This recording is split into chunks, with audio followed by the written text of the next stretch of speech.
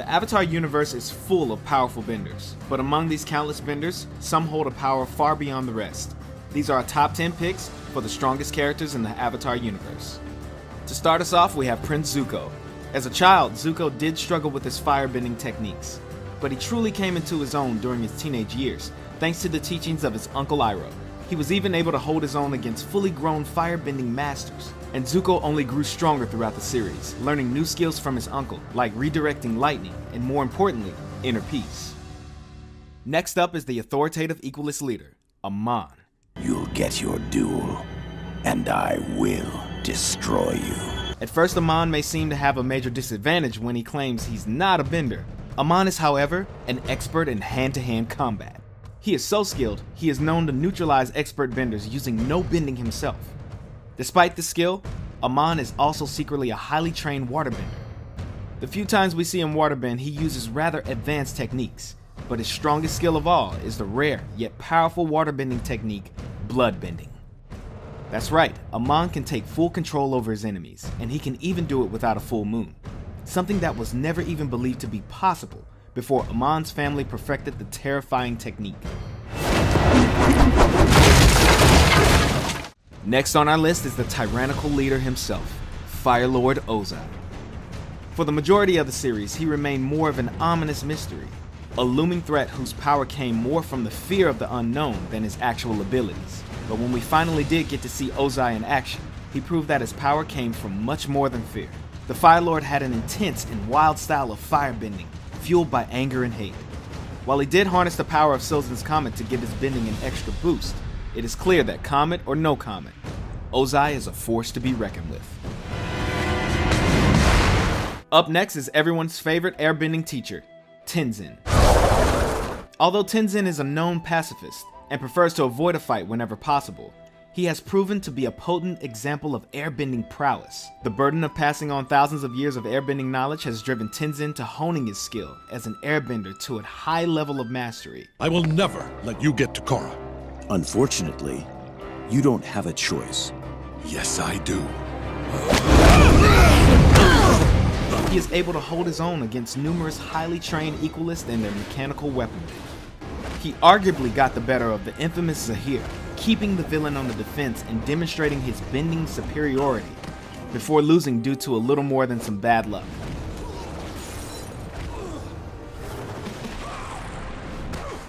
All in all, we think Tenzin could easily take Zahir in a fair fight.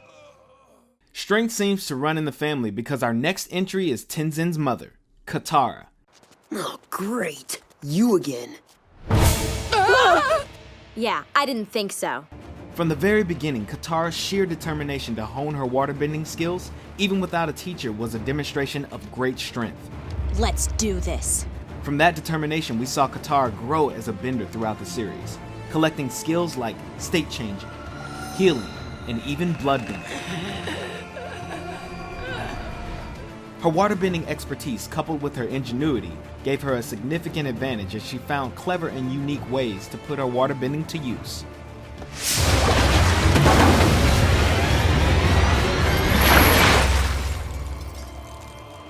Although Azula is only 14 years old, she is regarded as one of the most fearsome firebenders of her time. After mastering the basics of firebending at a very young age, her flames held such an intense heat that they developed a signature blue color. In addition to her standard firebending, she quickly advanced onto more complicated powers, like the ability to generate and control lightning, which is regarded as one of the most powerful and dangerous techniques in a firebender's arsenal. She has also proven time and time again to be a skilled combatant and strategist, and was often able to use her smooth demeanor to get inside her opponent's head. Azula's cold and relentless personality added to her immense physical power that made her a fierce leader, as well as a frighteningly dangerous foe to any who would dare cross her. What is wrong with that child? Next up is Toph Beifong, aka the Blind Bandit. I am the greatest earthbender in the world! Don't you two dunderheads ever forget it! Though you wouldn't know it by visiting her home in Ba Sing Se, Toph is an earthbending prodigy. Her mastery of the craft allowed her to perfect the technique of using earthbending to detect vibrations in the ground, giving her a hyper-awareness of her surroundings. Not only did this replace her sight, but it allowed her to anticipate her enemy's every move and could even inform her if someone was lying. He's not lying. How can you tell? I can feel his breathing and heartbeat. When people lie, there's a physical reaction. He's telling the truth. And we haven't even scratched the surface. Toph is able to use her earthbending for countless applications, whether it's to protect her allies, immobilize her enemies, or even mobilize herself. Toph has a skill for almost any situation. Need a ride? She has even gone as far as to invent and master an entirely new form of bending. Have I ever mentioned how sweet it is that you invented metal bending? You could stand to mention it more. When Toph runs into something she struggles with, she puts her rock-like willpower to the task until she's mastered that as well. Woo! Toph, you rule. Don't let his good nature fool you, because beneath Iroh's optimism and wisdom comes a raw power that only experience can bring. As one of the few firebenders of his time that understood how to firebend without resorting to anger, Iroh had a high level of mastery over the art. Though he would usually prefer to avoid a fight, he was not afraid to demonstrate his ability if the need presented itself.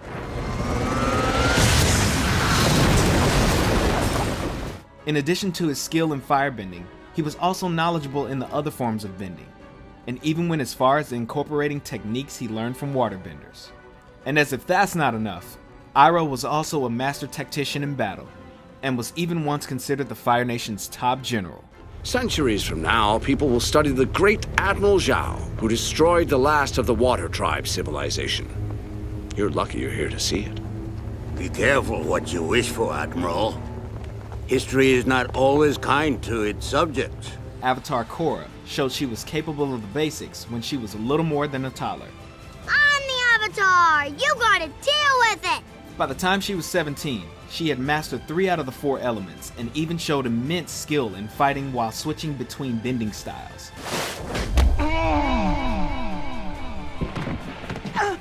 Chump. Water, fire, and earthbending came to her as naturally as breathing, as she pulled off advanced techniques with little hesitation. While she initially struggled with airbending, she eventually proved she could master that as well, and even fight using only airbending when needed. Punch, punch, punch! See? Mastered. Her grasp over the physical aspect of bending was so strong that she was able to use it to take down some of the most powerful forces in the world. With Katara as her teacher, she was also able to master the technique of healing, and through Unalaq she learned to bend the spirits, only adding to her status of one of the most powerful benders that the world has ever seen. Go in peace. Finally, we have the last airbender himself, Avatar Aang. Before Aang even knew he was the Avatar, he was an airbending prodigy, reaching the rank of master by the young age of 12, making him the youngest airbending master in history. Aang's real test would be in his mission to end the 100-Year War and bring peace to the world. And that's where he would demonstrate his true power. When Aang began his journey, he only knew how to airbend, and had less than a year to learn and master the other 3 elements. While he was playful and often lighthearted, he proved to be a determined student when he focused his efforts, and became proficient in waterbending, earthbending, and firebending in record time. While he did gain a high level of expertise in the physical aspect of bending, it is in the spiritual aspect where he really excelled. Thanks to his training from the Air Nomad monks, Aang demonstrated a calmness of mind and a level of wisdom far beyond his years. This spiritual strength was only amplified after Aang's training with Guru Pratik and learned to unlock his 7 chakras. Aang was even able to learn an entirely new form of bending, energy bending. This ancient and forgotten art allowed Aang to bend the energy inside of others, and even remove their bending abilities entirely. Aang's physical and spiritual power, as well as his own unbendable spirit, were what ultimately allowed him to take down the Fire Lord and end the 100-Year War.